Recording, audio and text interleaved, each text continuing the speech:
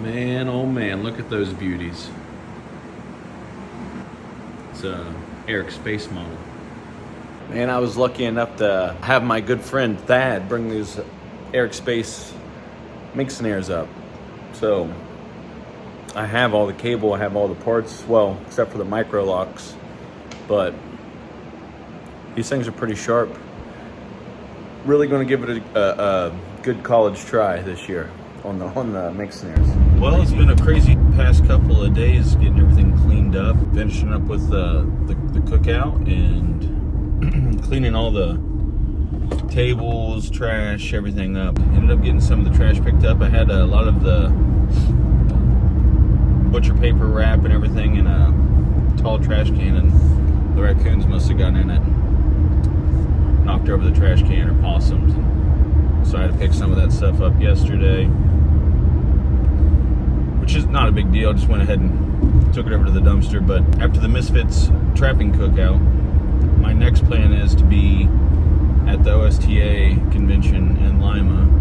I should be set up. A buddy of mine said he was going to run my booth, so I appreciate that, Tom. Go run my booth on Friday. I couldn't get off work,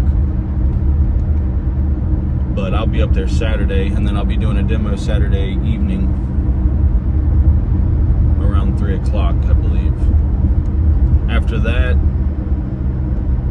we'll be working on some stuff kind of out in the field, preseason setup and everything, and then heading to West Virginia for their state convention, which is the 20th and 21st. And I'm going to try, I'm just going to try and show up on Saturday early and maybe kind of set up a little tailgater's booth. I couldn't get off work for that either. Right now I'm at a tough decision because I don't want to use my vacation because I need to use it and save it for my trap line. So I guess there's a big give and take there with potential, getting your name out and letting people see your face and your products, as opposed to just going out there and trapping. And obviously that's what I want to do. I just want to trap, but I also want to have a really, really phenomenal product and offer it to people. So with that being said, we'll just keep chugging along, keep moving forward. I did end up having, which I showed, that Vevor sausage stuffer or meat bait filler hybrid, whatever you want to call it. But I also ended up getting a hitch mount skinning rig. So I'm pretty excited to show that and get it put together. And yeah, I know it's just your everyday run-of-the-mill skinning rig, but we're going to try and do a few things to it to improve it and make it more durable, more sustainable out there. One of the best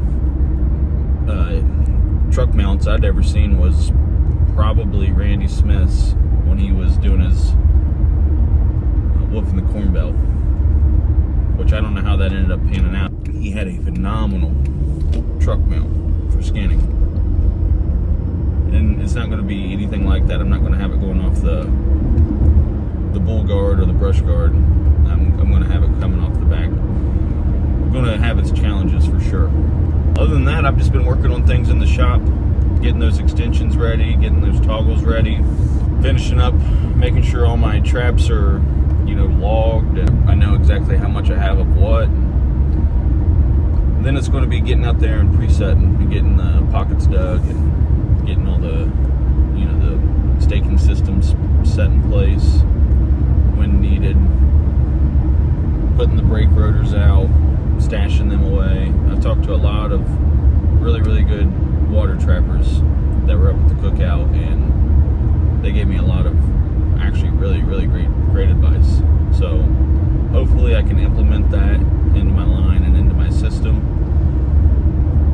and it'll be a very productive year. I don't know how, you can't rub in the crystal ball. I don't know exactly. All I can do is just work hard and get out traps and keep them operational and go. There's going to be obstacles every day that it's going to, whether it's water rising, and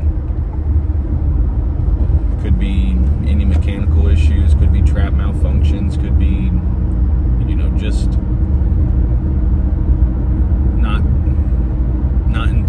setting a water line like this. I'm sure there are a lot of other things that you need to think about whenever setting a water line, as opposed to just setting like a dry land trap line. Then I was able to get some of the Eric Space mink snares, which were sweet. One of my old mentors, Thad Sherwood, came up to the cookout, and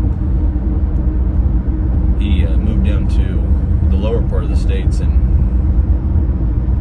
he brought up a few of those and gave me a little demo. I have the 5/64 cables. I don't have the micro locks, and I don't know how to load those snares like that. But I'm gonna try and figure it out and just keep tinkering with it and see if I can't get something that's similar. But going back to setting the traps and the arsenal, the things I'm thinking about are having quite a few 1.5s, having a couple DPs out, and then running a decent snare line, and not just minks, but upland snare line on the high bank. I'm going to try and not only catch raccoon, but maybe catch a couple fox or coyotes that are traveling those high banks, and then eventually set out those mink snares and choke them down and bottleneck them to just one spot that they have to go. But I've been watching a lot of Eric Space's snaring stuff. He's from New Jersey, and it's phenomenal information. And then watching the Don Powell video with all those guys that are incorporated throughout that video, and then being able to see that mink in action, or like a point of view of underwater line footage. That's cool stuff, and really, really interests me, especially with bottom edge sets and just the knowledge that was spread throughout that video. So I hope that I can turn that into good use, and not only get enjoyment and learning from it, but being able to turn that around and put that into my own line and put some of those practices into place, and see if they can't benefit me in the long run. Because I always say I don't want to be a one-trick pony, and I tell a lot of people that whether it's setting the trench set or setting a dirt hole, like, yeah, I love setting that set, but I can adapt to the situation and do what's necessary to stay operational. So I'm hoping that I can take those, I guess you call them attributes, and then just swing them over and incorporate them into my water line. And although things will be the same, they're going to be different, especially with the anchoring systems, digging the pockets, putting the blind sets in, etc., etc. But I'm not going to stray away from a challenge, and it probably isn't a challenge to some people. And I cut my teeth water trapping, but like I said, I've never ran a huge water line. And listen to some of those guys that came down, they're running like 300 miles, 150 miles. And it's like, okay. And it just makes it presentable to me of what's doable, what things are out there, and then if you see what's doable, what's in that upper echelon, or that limit, if you will. So I'm hoping that I can really get out there and put out some good lines and get some good footage, and really just try and get back and make things educational and beneficial for those guys watching. A lot of the information though will be presented, but not the full length information will be presented. That will be sent over to the masterclass, and we'll just kind of go from there. Eventually I'll start pulling videos off, and then only putting them on the masterclass from like day 1, day 2, and then we'll just keep putting the videos up as they go and pulling them off as we go. Got a lot of stuff to get done, like getting those two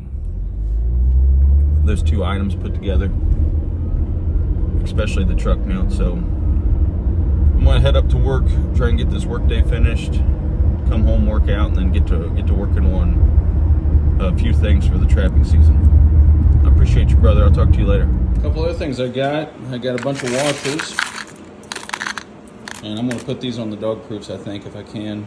Just kind of tack weld them on there, just sideways, kind of help them from spinning back and forth.